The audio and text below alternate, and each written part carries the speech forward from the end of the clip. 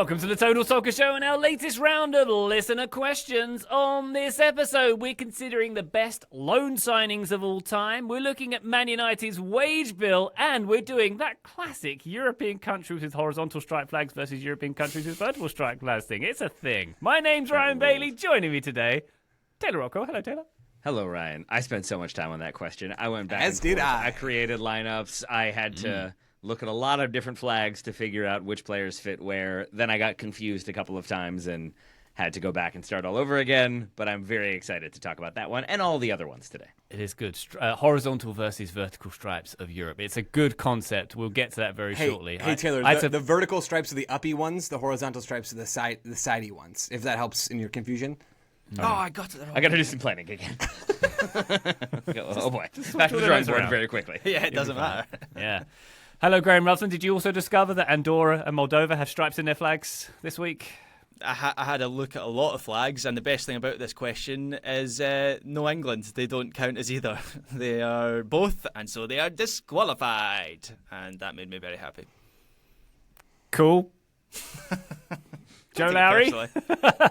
Joe Lowry, how are you? And what do we feel about Portugal? Because is it blocks of colour? Are they stripes? Oh, we're already getting into this. I mean, I certainly didn't put Portugal in. I mean, it's two blocks, so it doesn't fit stripes or three. Extrapolate them, Joe. They could be stripes. But then I put in others that might... this is already messy. I feel like you all... What? This is not super complicated, I would say. Portugal has red and green and the thing in the middle, and there's only two blocks, stripy things. So that one's clear. Stripy things, did you say? Yeah. Oh. two of them. Yeah, not two of them. Two is the thing that you're missing out on there, yeah. I didn't include Portugal, but I did Poland for the horizontal Graham, one, so I don't know. Those are stripes, I'd Guys, say. Yeah, did we read the question? What It doesn't say happening? 3, does it? I agree with Joe. We can argue about this later. Yeah. All right, fine. The question says 3 stripes at 2 separate moments in the question. Oh, it does. Oh, I didn't see that either. Wow, I was joking about not reading the question and not being prepared. You guys made that reality. Is this like, you know how over a certain age there's like a frequency that people can't hear? Is this like a British thing? Right, there was something age? about the way that this question was Knowing worded numbers that we and couldn't read. shapes, sure. Yeah, it's an education thing. Well, I'm looking forward to which side we put Portugal on later on in the episode. Patreon.com/Total Soccer Show is the best way to support us. It is our bonus content. If you subscribe there, you can get bonus episodes, including bonus listener questions. You can get bonus video content, and you can get access to our Discord server where all the cool kids are hanging out. Our bonus listener question this week is spooky. It's a scary Halloween one. Join us on the bonus feed on this week of all weeks for scary Halloween talk. Patreon.com/Total Soccer Show. As for the questions for this episode, I'm going to read this one from Matt Cruz because it's the first one on the document in front of me. Matt Cruz says, Marcus Rashford's time at Barcelona has been fun to watch and has got me thinking, what are some of the best loan signings ever made? Taylor, it is at this point, having a look around for this question, that I learned something I'd forgotten, which is not a thing. But Carlos Tevez at Man United was a loan deal. I didn't appreciate that. And he got 2 league titles in those 2 seasons, loan deal from West Ham. How dare you? Everything with Carlos Tevez and Javier Mascherano's moves to England were totally legit. All legit, Yeah, all above board, yeah. Yeah. So obviously there was some Can extenuating someone explain that to circumstances me and maybe listener if they also don't know what's happening? Naughty third-party ownership. Yeah, It got there's a whole West Ham thing. in trouble. It got So- Don't ask Sheffield United fans about it. Kia Jarabshin was Carlos Tevez' agent and seemed to be operating a third-party ownership stable of players, and so moved Mascherano and Tevez they went to Corinthians, right? That was the first move that they had, because I think Tevez was at Boca Juniors. Can't quite remember where Mascherano was. But anyway, moved to Corinthians, then moved to West Ham when West Ham were like had no money, fighting relegation. That was shocking enough. And then Mascherano goes to Liverpool, Tevez goes to Manchester United, and yeah, it was a whole legal thing where third-party ownership is outlawed in European and English football, and Sheffield United took West Ham to court because they got relegated that season, and their argument was that Carlos Tevez' goals helped them stay up. And it was a pretty solid argument because he scored a lot of goals, and West Ham finished like a point ahead of Sheffield United. So it was a whole thing, Joe. Yeah. There you go. There you go. But anyway, there's a thing to say, Taylor, that he was a loan deal at Man United ostensibly, and he got a couple of titles, so that's got to be pretty successful as a loan signing. Pretty successful. Also really successful, the gentleman mowing my neighbor's lawn who has parked the mower directly outside of like our property line and is smoking a cigarette while running the mower. So you're welcome for that, listeners, if that's He's showing going back up to in his the background. parent club soon, though, so it's fine. Yeah, exactly. Yeah, then I'll go back.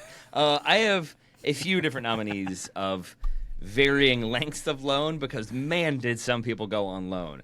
Thibaut Courtois going on loan for 3 years to Atleti is not a thing I knew had happened.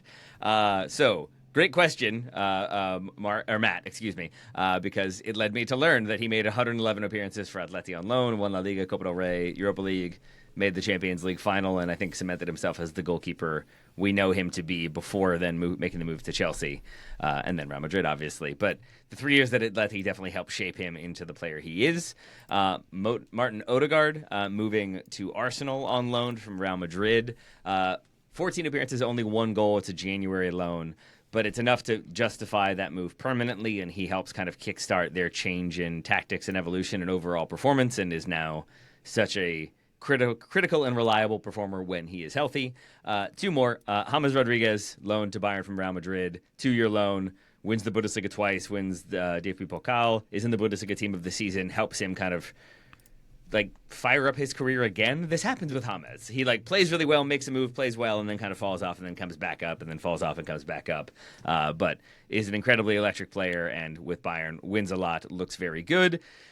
And then on a personal note, the Henrik Larsson move from Helsingborg to Manchester United. He's only there 10 weeks in total. They tried to extend it. Helsingborg said no because they were out of season, but then in season, so he needed to go back to report for training. I think he only scores the 1 goal for Manchester United, but it's when they are chasing the title genuinely for the first time in a while. It's after, I believe, Mourinho has left or is about to leave Chelsea. It's in that season where things fall apart. That they needed reinforcement, they needed strength, and they need just kind of some veteran guile and steel, and that was Henrik Larsson coming in. He was a name to bring in. He kind of elevated them a little bit, generated even more hype and enthusiasm for the team, and ultimately was a good performer for them in that 10-week time.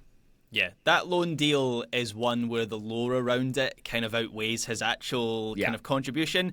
He scored a couple goals in the cup as well, Taylor. So 3 goals in 13 matches, only one of them in the league. But you're right, his biggest contribution was that 1 goal in the league, and that's why there is the lore around him. Is it just helped Manchester United? It felt like they were running out of steam just as he came in, and he sort of pushed them towards the finish line. And Ferguson wanted to keep him for longer. That's the great thing about Henrik Larsson, and is I'll never see a player like that again in Scottish football. He was legitimately a top 5 striker when he was at Celtic, and then to wind down his career from that point, goes to Barcelona and wins the Champions League, and then has a couple of months at Manchester United when they win the Premier League.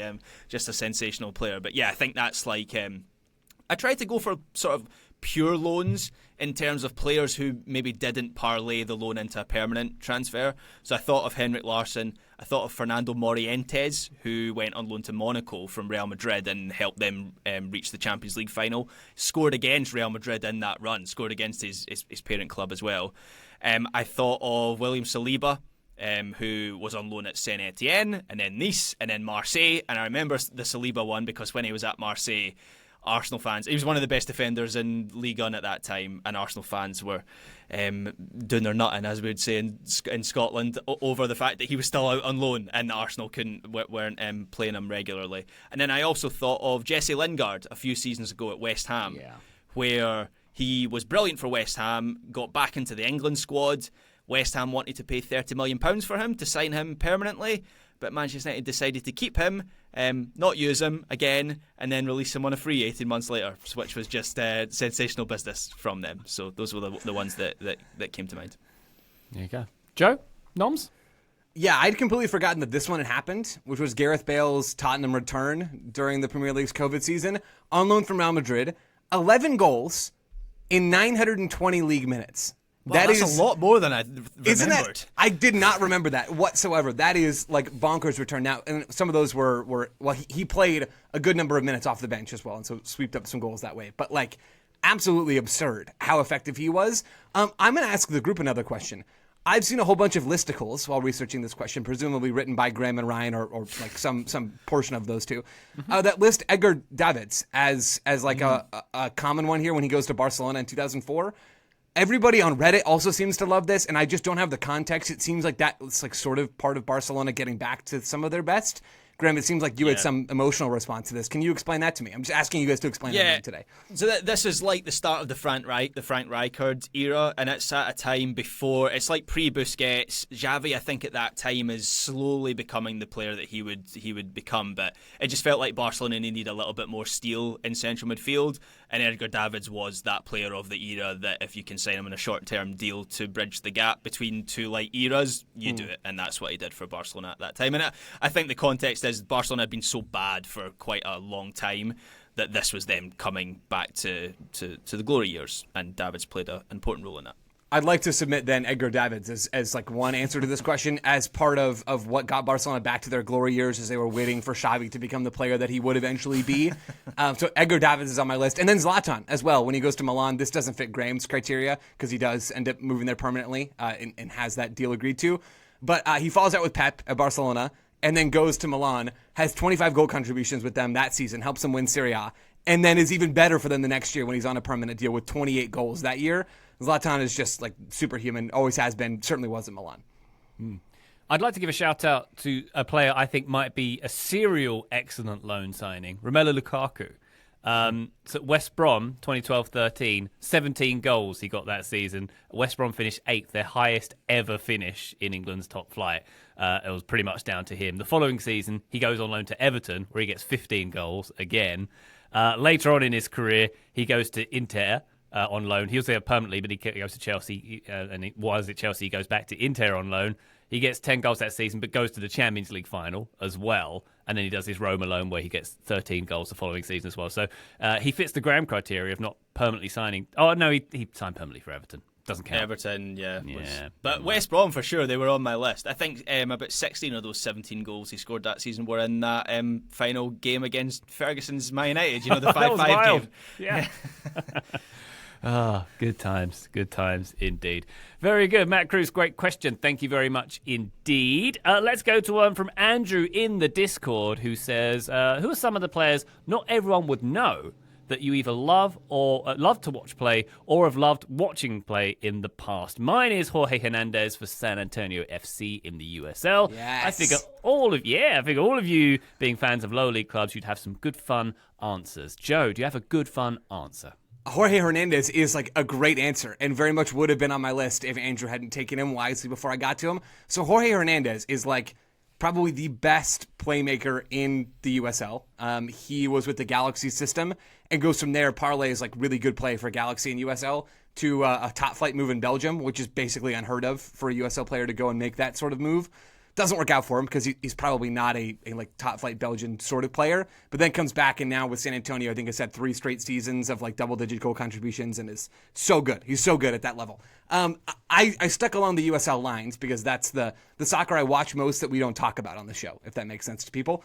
Another former LA Galaxy 2 player, Taylor Davila, at Lou City. So Louisville City, there's like some sort of LA Galaxy Lou City connection because you get earlier this year, Elijah Winder going from Louisville City to the LA Galaxy. It wasn't a great year for the Galaxy. It wasn't a great year for Winder either. There were some folks, I think Doyle had posted about this on Blue Sky at the time. Maybe the Galaxy signed the wrong center mid from Lou City because Taylor Davila is really good, and he was already with the Galaxy before. He's so smooth on the ball in a way that you don't really get from a ton of players in USL, and is good at basically everything at that level. I don't think athletically he would be like the best fit for MLS, but maybe he is good enough at everything else that it just doesn't matter. I wouldn't be totally shocked if he found his way to MLS at some point down the line, but Taylor Davila is the business in midfield for Lou City, who just had the best USL season of all time based off of points per game. So that's a pretty good track record in that league. And one other name to mention also from USL, Juan David Torres, who I don't expect any of you guys to have heard of. He plays for the Charleston Battery, who are like another USL team that take themselves seriously and do good, smart stuff. He registered the most shots of any player in the USL Championship. He takes pot shots for fun, which is not like a thing that I endorse, but as a complete neutral, it is incredibly fun to watch. He took 4 shots per 90, this past season, No other player had 4 or more. Like he is just peppering shots on goal as much as possible. And the story of how he gets to Charleston is not exactly a traditional one. He just shows up to an open tryout.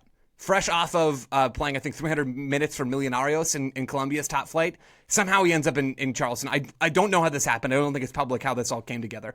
But he literally just shows up at an open tryout, balls out, and Charleston realized that they have to sign this dude. And he has since been one of the best players in the USL Championship ever since last year.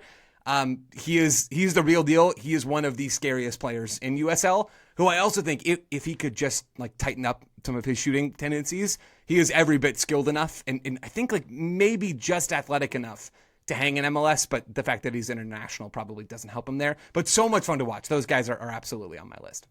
Very good stuff. I do enjoy going to the Battery as well. It's a very cool stadium. Yeah, one of the best things in the Union as well. It's got like a food truck park outside, which is fun. Very nice. Good. Thank you, Joe. Taylor, who are your nominees for this category? Yep, I've got 3 for you. The first is a current player. I've talked about him a number of times on the Bundesliga wrap up, but Batsumana Torre for Hoffenheim and the Ivory Coast. Someone who's going to pay a lot of money for him in the next 2 years.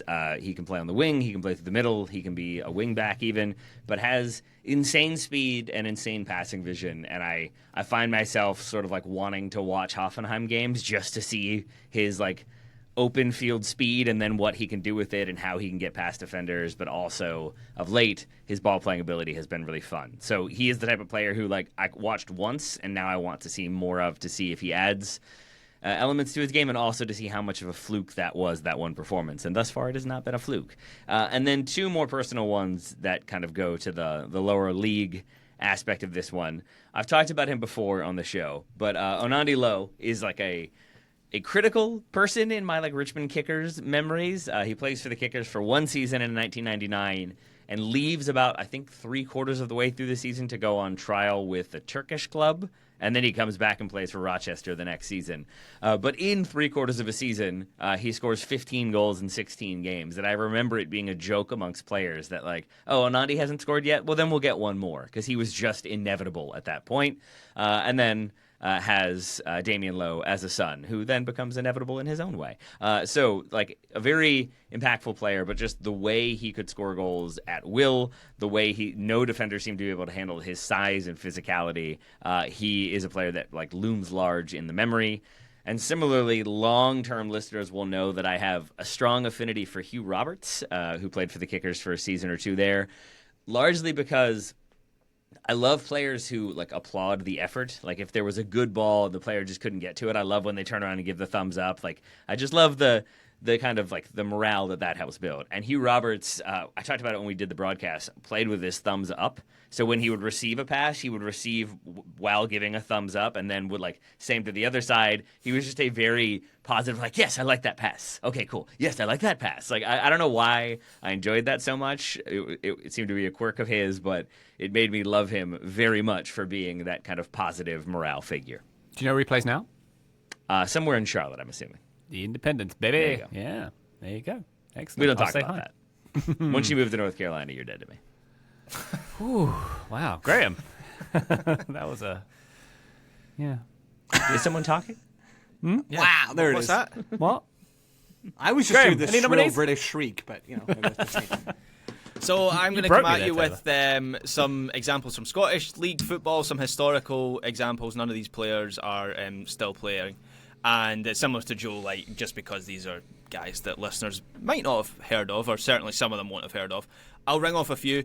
Thomas Buffel, he played for Rangers between 2005 and 2008. And I always just thought he was brilliant. He was a really silky, smooth number 10 who just seemed very continental, I guess. He's Belgian, sort of reminded me of a Bernardo Silva type player, where when you watched him had all the ability in the world, but for some reason was just like never talked about as one of the key players for Rangers.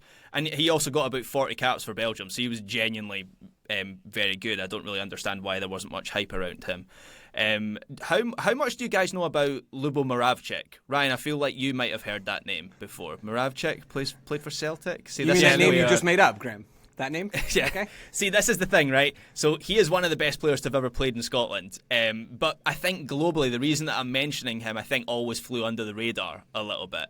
So when I was a kid, he was someone that people would pretend to be in the playground. He played for Celtic at the time when they had like Heinrich Larsson, and I think a lot of people would say it was Larsson and Moravcik that were their two best players. And Larsson said that he was one of the best players he ever played with, and so Moravcik is someone. If you can find some clips of Lubo Moravcik, I would recommend watching that because he was just an excellent player. And then another one, Alexei Eremenko. He was a bit of a cult hero for Kilmarnock. He just had, what I loved about Eremenko was he was that class of number 10 where he had all the ability in the world, but was like a little bit heavier than he should have been and didn't run very much, and that's why he played for Kilmarnock in the SPL. But like there was just something really I don't know, like romantic or endearing about him, and yeah, he was like a classic number 10, and I loved watching him. And in a similar vein, a player called Bobby Lynn for Arbroath was very much like that, much more like a lower league version. I think Eremenko had like Finnish caps, so he was like an international level player. Bobby Lynn has played like hundreds of games in the Scottish lower leagues. Similar again, like number 10, slightly heavier than maybe he should have been, but was just absolute quality. And he was part of that Arbroath team that a few seasons ago nearly got promoted to the Scottish Premiership, which would have been the most sensational story in Scottish football history. And then very finally, Dylan Beakey, who played for Stirling Albion. I have seen 3 players for Stirling Albion that immediately you go, okay, their level is so much higher than this. One of them was Robert Snodgrass, who I could have mentioned in my loan signing category. Got his promotion that the season he played for us. The other one was Kai Fotheringham a few seasons ago, and then the third one was Dylan Beakey, who we somehow signed from Nantes in Ligue 1. He came to us for one season, scored like 20 goals in all competition, and then moved to Hearts, and we got a chunk of money for him, and we just thought that we're of a level where that doesn't happen very often. He was like this speedy winger who would cut inside and bend it into the far corner. So yeah, I'd be very surprised if any listeners have heard of Dylan Beakey, but I am bringing him up because I loved him for that one season. Very nice. Excellent. I've gone to the part of the question where Andrew asked who you loved watching play in the past, because that's me. So we're going back to the 90s. There's a non-Wimbledon player who I'll highlight, who was someone I've brought up on the feed before, Jose Dominguez, who was, I think he was Portuguese, or was he Spanish? He was Portuguese. He was a winger for Tottenham. And he was just one of those, he was like a diminutive little figure, but he was one of those players who just looked really tricky on the ball all the time, and you never knew what he was going to do. And I always remember, I think I've told this story before on the feed, I went to a Wimbledon reserve game, so it's basically kids and injured players, and it was a bunch of inexperienced kids, apart from Tottenham had David Ginola and Jose Dominguez both coming back from injury. And I've never seen two players dominate a game as much as these two did. They were spinning the ball on their finger, literally like at points. It looked like they were making fun of everyone else. They were that good. Yeah. And just to see them on like a rubbish field with rubbish players was really exciting. And Graham, have you ever heard of Jose Dominguez? Yeah, I was just going to come in there. I vaguely remembered Jose Dominguez. I definitely recognise him. And just looking at his Wikipedia page here, one thing I didn't know about him, after Luis Figo's departure to Barcelona, Sporting Club de Portugal, he was the Figo replacement, Jose Dominguez, which I didn't know about. But some career. He played all over the place. Played in Germany and England, played for Vasco da Gama. That's an interesting one. And he's now 51 years old, which makes me feel ancient. Wonderful stuff. Two other players I mentioned in their 50s real quick as well. I love a fullback. A marauding one who beats his man, gets a cross in. That's one of the pleasures I get from watching soccer in general. So I want to shout out the two Wimbledon fullbacks in our Premier League prime in the 90s. The right back was Kenny Cunningham, who some folks might know he does the Irish broadcast. He's like the Roy Keane of Ireland? That doesn't make sense, but he does the broadcast for RTE in Ireland anyway. And then more importantly, or perhaps more favourably, the left back was a guy called Alan Kimball. And there was one thing he used to do, which was when he took corners, he could sort of float the ball. Like it felt like it stayed in the air for a couple of extra seconds. I don't know if it was backspin he put on it, but it felt like, in golf when you're sort of chipping onto the green, he could do this really gentle, and the ball glided into the box. I don't know if the lack of speed is an advantage necessarily, but it always looked really, really graceful. And it was noticeable that you could hit the ball like that, and I've never seen anyone really do it since. As I say, it didn't let us win the Premier League or anything, but it was fun. I like who, Rhino, of those two guys, the right back and the left back, who was better at booting it up to the big lad? I assume that was like priority number one. Well, that's honestly probably why I like the fullbacks, because the style of play that Wimbledon had back then, and a lot of teams are adopting now, is hoof it up to the big man, which is we had many big men up top. So that was primary part of their, getting those diagonal balls forward was a big part of it as well. Yeah. Ryan dodged the question. He does. It was Alan Kimball, because he could float it gracefully onto the chest of the 6'5" striker, who would then hold up the ball and Looking at Alan Kimball's career after Wimbledon, Peterborough, Luton, Dagenham and Redbridge, Heybridge, Swifts, that tells me that was a man who was phased out of the modern game, so unsurprised that we got him in his prime. Got him in his prime. Yeah. There you go. Kenny Cunningham, I remember, he stuck around in the Premier League, right? He was looking at his Wikipedia page, Birmingham and Sunderland, so he was a modern. By Wimbledon standards, he was a modern player. He was indeed. Andrew, thank you for your question. Let's take a break. And when we come back, we're talking about the books and films we'd recommend to someone to get into the beautiful game. Join us then. Total Soccer Show, welcome back to our list of the questions. Discord Stu has come in with this one. What books or films or long-form articles would you recommend to someone who wanted to understand why people like soccer? In other words, not content on how to play or watch, but rather on why people actually love it. Taylor, for me, there is one clear answer, and I don't know if anyone else has read this book, but it's one that's one of my favourites, and I think is the best possible. Graham's nodding because he knows I'm going to say Fever Pitch by Nick Hornby from 1992. There we go. It is for me the best encapsulation of any sports fan, like the emotion and the journey you go through as a sports fan. So Fever Pitch, you might know Nick Hornby's had a lot of his books made in second best movies. Fever Pitch made. Mm-hmm. We'll get there in a second. That's the thing. We'll get there in a second. Read the book. Yeah. So the actual book itself is a memoir of his life as an Arsenal fan, basically from when he was a little kid until his sort of mid-30s, whenever the book comes out. So it's at Highbury, and each chapter is sort of hooked around a particular game and where he is in that point in his life. But it's just the whole fan experience and what that club means to him, how it's the be-all and end-all for him. It's really well articulated in this book.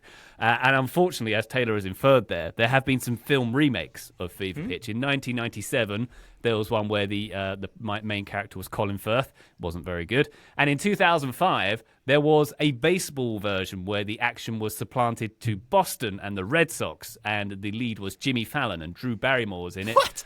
Also, I don't know that about this. And it's like Also one not good. season, and it's just like a romantic comedy. It has nothing to do with that book aside from like sports are involved. Cool title.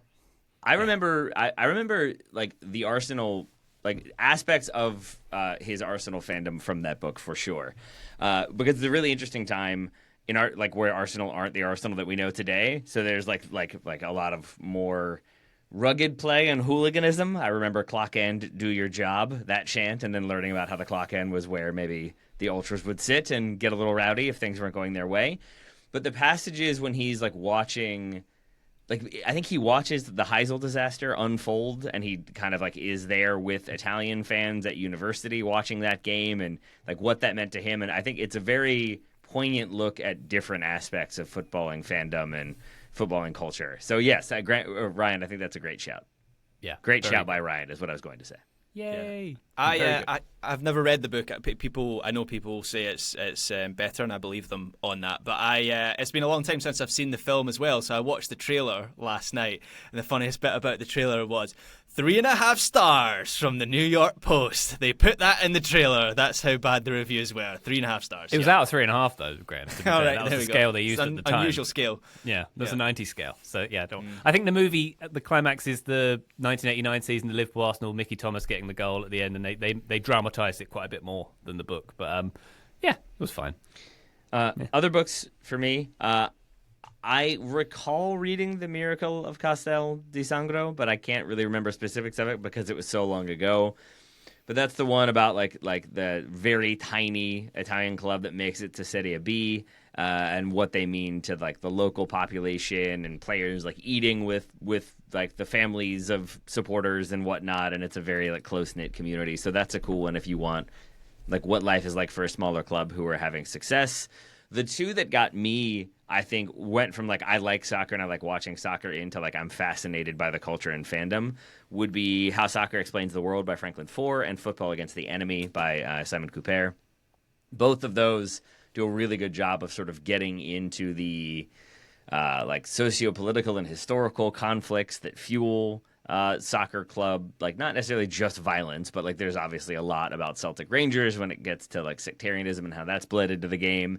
But it was an introduction into how like sport has been like politicized over the years, but how it remains so important to supporters and how supporters use football clubs as a way to protest when they can't protest in other ways. Barcelona and their history against Franco is a very prime example of that I believe Franklin Foer gets into. So those two books, I think, do a really good job of, if you are new to the sport or getting into the sport, introducing the idea of like how much more there is to soccer, both historically and globally, than just like who put the ball in the back of the net and everything else that goes on behind the scenes and like leading up to the match day.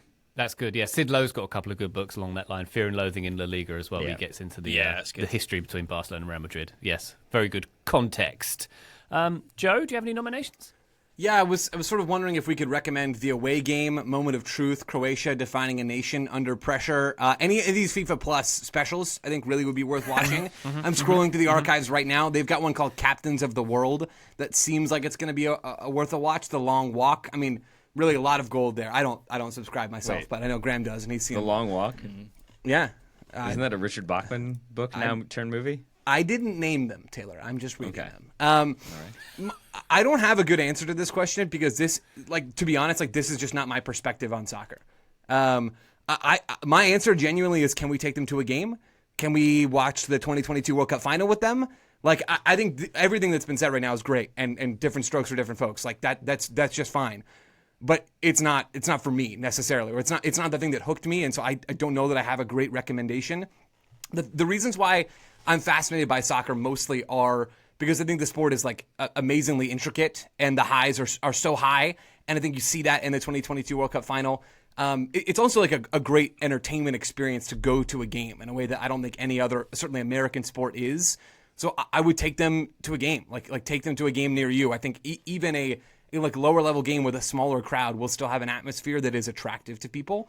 The other reason that I like soccer so much is I think the story specifically of soccer in America is really compelling, right? How the sport has gained ground, but still has so much more ground to gain to become culturally relevant in a country that actually has the financial might to maybe make it the best at that thing in the world, despite the absence of culture.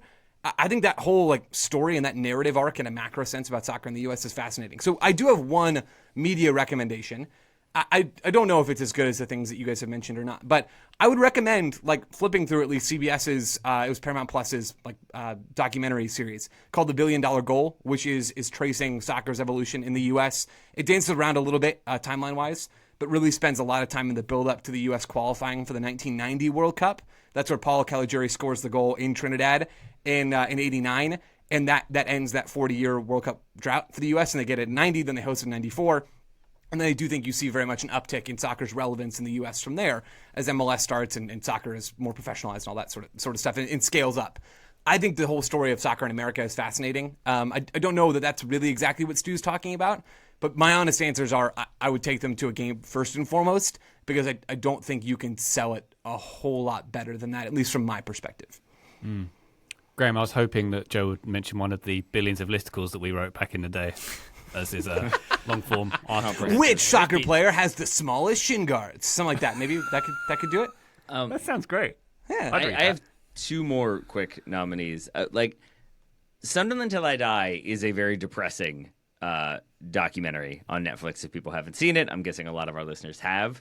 But I will say I remember watching that, and I don't always get into like fan culture. I think sometimes it can be kind of same, but nobody wants to believe that. I remember thinking DC United had the best atmosphere. No one can come close, and then going to other MLS stadiums and being like, oh, no, everyone's coming pretty close.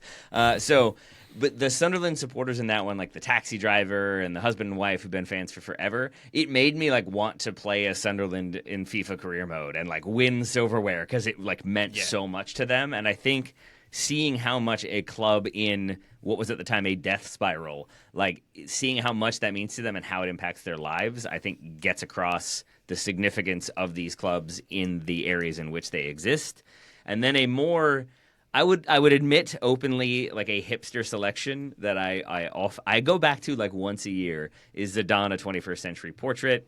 The documentary of his last game for Real Madrid, they used 17 synchronized cameras to just film Zinedine Zidane the whole game. And so you get wide angles, close-ups, you get some audio, you get like quotes in there from him along the way. It's scored by Mogwai. But I think you really do get like an understanding in that documentary of like how like soccer has its ebbs and flows in the game, and how players can like increase their involvement throughout and then become critical and become a focal point. But you can see the vision and awareness and situational awareness and positioning that are all just so critical to being a world-class footballer. And then Zidane has so many quirks in the way he runs and walks and looks around and talks and smirks and smiles and like eyebrows raised at the referee in moments, and then the way it ends, it all builds to this like crazy drama without really any narrative. And I think that kind of shows you how like the cliche is soccer is the beautiful game, and I think that's gotten used so much that no one really says it anymore because it is such a cliche. But it's a cliche for a reason, and I think that documentary reminds me why soccer can be this beautiful, pure thing. Yeah, Taylor, if you think that's a hipster pick, wait until you hear that. I saw that played live in Glasgow with Mogwai, the whole thing on a big screen, and they played live. Dude, that's awesome. As a soundtrack. Yeah, that's so cool. I've got that on Blu-ray. Scottish? What's that? Are Mogwai Scottish? Yeah, they are. Yeah, Oh, they're nice. ours. Cool. They're ours. You can find that you can find that free on YouTube, but it's like resized and not very good quality. If you can buy it or rent it from like Apple or whatever, do that, because then you're going to get it in HD and it's going to look beautiful. Yeah. I've got it on Blu-ray, and I'd imagine that you can still get it on Blu-ray. So if you can do that, buy that. And I think the Sunderland shout is excellent as well, Taylor, because that is the most that, perhaps unsurprisingly given my background as a Scotland and Stirling Albion fan, that's the most that I've resonated with one of these like football club documentaries, how you see the passion for a club that is just perpetually, and as you put it, a death spiral, and how the two things are not necessarily linked for a community. And then if anything, when a club hits hard times, it actually sort of emboldens a fan base and makes them even more passionate. And on a similar note, there was this isn't sold anymore, which is a shame, but I've got a few copies in my house. There's a book called Saving the Albion, which is all about Stirling Albion becoming the first fan-owned club in Scotland when we were facing extinction. There is a quote from a certain G. Ruthven on the back of that book. They asked me for, you know, you know how they have Greg Ruthven. Yeah, that's right. So my got daughter George? found that. Wow. Yeah, I know, Wow. quite the It's coup. a tough get these days. Greg Ruffin. Well played. But it's all about the fundraising to basically save the club and buy the club and keep it moving forward. So yeah, that means something to me personally. And then two other shouts. This might be a slightly unusual shout, but Bend It Like Beckham. I think it's a really good depiction of how football can be an escape for some people, and how important that can be, and how valuable it is as a community, especially for people who maybe don't feel like they belong anywhere else. So Bend It Like Beckham, I think, is an excellent film for that reason. And then finally, as remiss as it may be for me to mention England at all, but England, the One Night in Turin documentary about England at the 1990 World Cup, and all the hoops that their fans had to jump through to support a team that everyone had written off, and there's the political context of the Thatcher government at that time, who tried to ban England fans from travelling to the tournament. And there's like a scene, I think they played a game on Sicily, I think, Yeah. or was it Corsica? It was Sicily. So. And they basically banned England fans from travelling to the island, and like the footage of them sort of like hiding on ferries to get over to the island, to get over to the game. I just think it's a really good depiction of how the lengths that fans will go to support their team. Yeah, and one piece of media I would accompany that is Nessun Dorma, the Pavarotti version. Try not to cry when it reaches the crescendo. It is a great piece of music. Tangentially linked to soccer, Discord Stew, thank you very much indeed for your question. We have one here from Clay Dubs. Clay W, do you think last season's Man United spent more wage money per league point than any other Big Five team in history? They spent $243 million on wages, according to FBref, and finished 15th with 42 points. Does anyone come remotely close to that? Everyone's shaking their head no. I don't think so. I got one. You got one, Taylor. Yeah. But Give us your challenger. First of all, Graham, like, is this what it is to be a Scotland fan when Ryan is hosting? Is this what it is? Yes. Like, he has to find the ways to take the shots. This feels personal. Yes, I read a just without question the out, money. Taylor. I just Yeah. read a question. Sure, that you selected after being mean to Manchester United when they were good this weekend. How dare you? Maybe my numbers are wrong, but I think PSG is an answer here. Because when you look at some of the wage budgets they have had, like one of the ones that is confirmed by their books is 2023-2024. They're paying a wage budget around 658 million euros, which equates to $711 million. They won the league that season not particularly strongly with 76 points. So I think that gives you $9.36 million per point. Wow. So PSG, and that's they do that regularly. There's another one where they were 6 million. There's another one where they were 7 million. So yeah, they're doing all right. They're doing all right with their spending. I still think, for the purposes of this question and for the spirit of it, Manchester United are probably like the team that did the worst with the biggest net spend, but PSG spend some money themselves. Is that like how I know FFP is generally toothless now, but are PSG getting around that somehow? Like through, remember there was the reporting around Neymar was getting paid as a Qatar ambassador, and that's like how some of his salary. So the true wage bill is like 700 million euros, but maybe like the FFP wage bill is less than that, because that's like unprecedented. Yeah. Like to be paying that much. And for a squad. and so like that's just kind of what I could like comb through from various articles. Like, so not as though I've had a look at PSG's books myself, but even when he first like Mbappe, when he first goes through in 2017, 2018, he's on loan, right? So then they can find a way to navigate around that one, and I'm sure the Principality of Monaco was paid handsomely for that loan, and they made it work that way. So yeah, I think there's ways that PSG get around it and pay people off books, but I guess they end up on the books. They also have done the thing quite a lot in the past of, hey, the airline our state nation owns is paying us insane amounts of money for the sponsorship, and we've got great revenue figures because of it. Like Juventus and Jeep did the similar thing when legit. Ronaldo was there, for example. But I think the key takeaway from this question is that Ryan is mean. That's the key takeaway from most questions, to be honest. But I do think even the loan question to start this one. I can't he's hear. alive now. He was killed a few questions ago for living in Charlotte. I'm really struggling to hear Taylor. All I can hear is that chip on his shoulder. It won't be quiet. Goodness me. Wow. I did go back and look, Taylor, at FBref's numbers, because we should recognize that those are not super accurate, right? Like even FBref, I think, has like an estimated percentage next to them of what they feel like they found, and they're getting this data from somewhere else anyway. FBref pulls in all their data from other places. But I did go back and looked at the highest spending year of PSG's Messi, Neymar, Mbappe era, and did the math. I think that was the 21-22 season, as listed by FBref. Again, just to be clear. And divided the points total, and they still came in under Manchester United's FBref estimated total. I'm not disputing what you're saying, and PSG is a great shout. It's just a question of where you're looking at the data, and I recognize that FBref is a flawed place to look for it, but that is where Clay comes in with, and that's also like the only sort of even guesstimated centralized place that exists right now. So I went through and looked at last season, because Manchester United spend last season, like last year was an all-time flop. I mean, Manchester United, what happened last year? We know that we've absolutely beaten that horse into utter oblivion. So I don't have any desire to do more of that. But last year, they had the fourth highest wage bill in Europe. So I looked at the top 20. They were fourth in that based off of FBref's imperfect data. They spent $5.7 million per point. For reference, Real Madrid last year had the highest wage bill in Europe. They spent $3.6 million per point. Now you can like do some sort of league confusion here, but it is still quite impressive, all things considered, how much Manchester United spent. In the top 20 highest spending teams last year, Man City was the next closest team in terms of spending per point than Manchester United, believe it or not. I would not have guessed that. They spent $3.8 million per point.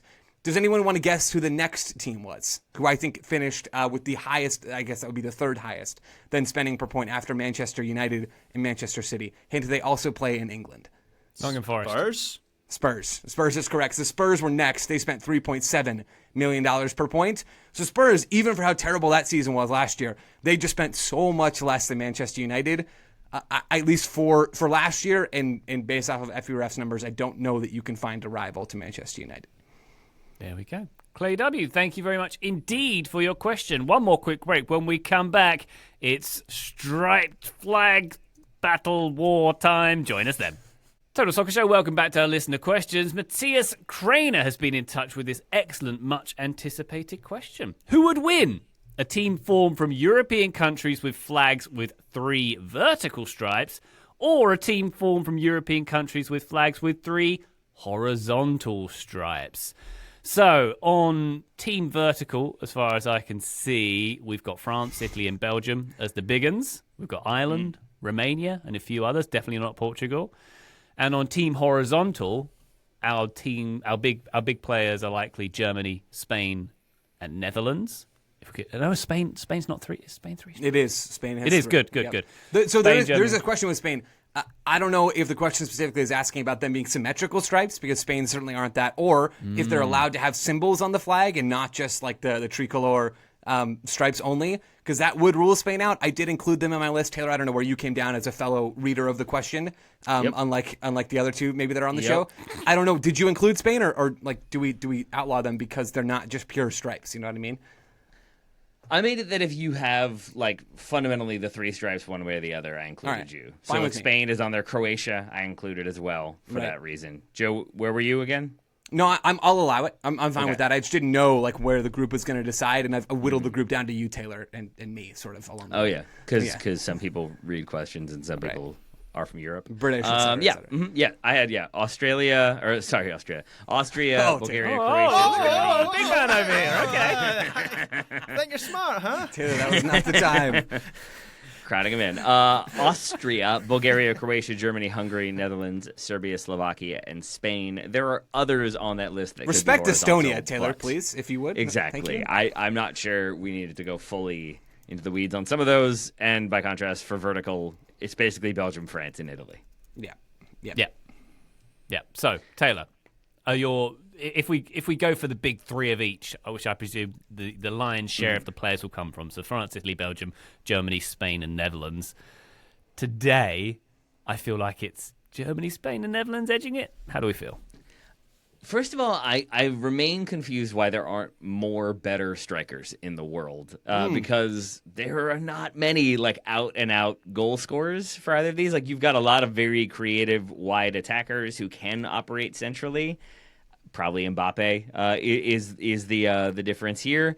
So I did have Mbappe in the France, Italy, Belgium team, and that does make a difference. But I had Donnarumma in goal, Jules Koundé, William Saliba, Ricardo Calafiore, and Federico Di Marco as my back 4. Sandro Tonali and Aurelien Tchouameni in the midfield as like your double pivot. And then I had Olise, De Bruyne, and Mbappe with Ekitike up top, but then he and Mbappe can kind of rotate with each other as they want. So that's a pretty strong team. Strong. By contrast, I had Thibaut Courtois in goal. Wait, no, that's wrong because he'd be playing for Belgium. So maybe Courtois should be in goal for the Belgium, France, Italy team? We'll allow it. Probably so, right? Yeah. Instead of Donnarumma's not bad, but Courtois, yeah. Yeah, all right, I'll go Courtois instead of Donnarumma. So then I would go Neuer, Denzel Dumfries, Virgil van Dijk, the second best Dutch player of all time, Mickey van de Ven, Josip Gvardiol, because Croatia, Rodri, Frankie de Jong, and Kevin De Bruyne as your midfielders. Nope, Kevin De Bruyne is Belgium. I'm wrong again. Tiana Reinders is my other midfielder. And then Lamine Yamal, Ferran Torres, and Cody Gakpo would be my front 3. So I think when you look at those teams, and maybe I've missed some players I probably have, I end up going with the 3 verticals of Belgium, France, and Italy. Yeah, I'm sold on that, on those lineups, definitely. Graham, where did you land? So very quickly give you my lineups because there are a few differences. And I think just because Italy are at a low ebb right now, and France, when you go through it, look, they're still incredibly strong, but you go through their team on paper now, it's maybe not quite as strong as it was like a few years ago. And the same goes for Belgium. I kind of lean towards the Germany, Netherlands, Spain team. But my team for vertical strikes was Courtois. Left back, I've gone for Calafiore. Centre back, Saliba and Bastoni, and then Jules Koundé at right back. I then went for Nicolo Barella, Tchouameni, and Camavinga in midfield. I've got Kylian Mbappe on the left side. I've got Ugo Ekitike as the centre forward, and I've got Michael Olise as the right-sided attacker. And then for the horizontal team, I've got Manuel Neuer in goal. I've got Josko Gvardiol, Croatia, of course, included in this team at left back. I've gone for Antonio Rudiger and Van Dijk as my centre-backs, Jurrien Timber as my right-back. Then I've gone Rodri, Pedri, Ryan Gravenberch as my central midfielders. And then I've got Jamal Musiala on the left, Lamine Yamal on the right. And then struggled with the centre-forward for this team a little bit. But I've gone for Kai Havertz. I know he's out injured at the moment, but I still think he's quality. So, yeah. I'm going for the horizontal stripes to edge it, I think. Taylor, did you have Lamine Yamal in your horizontal? I did. Okay. Lamine Yamal, Ferran Torres, and Cody Gakpo. Okay. Because I forgot about Musiala because brokey leggy. Yeah, I mean, 2 of my front 3 have got long-term injuries right now, so I'm hoping we're not playing that game anytime soon. 2028, Graham. 2028. We got it scheduled. I mean, this we're going to hope that it's not a skills competition format when they play each other because Kai Havertz otherwise it's going to cause some problems. Let's just say Kai Havertz needs to take some lessons from Evander, okay? I think that we're all very sure of. This would be a cracking game. Like, this would be so much fun because I don't think there is a clear winner, ultimately. I think both of my teams basically look like y'all's teams. I think maybe I side with Graham, as I said, with the horizontal stripes. I think the back line is maybe a touch stronger, specifically in the fullback spots than in the vertical stripes. I have Timber in that right back spot and Gvardiol on the left. And then for my vertical stripes, so the France, Italy, Belgium squad, I have Koundé on one side. I had Theo Hernandez on the other side. Both, I mean, it's like elite players against elite players. But maybe I lean slightly towards the horizontal stripes there. And then in midfield, it's just Spain, Germany midfield right now, I think, is better than anything that the France, Belgium, Italy contingent can put together.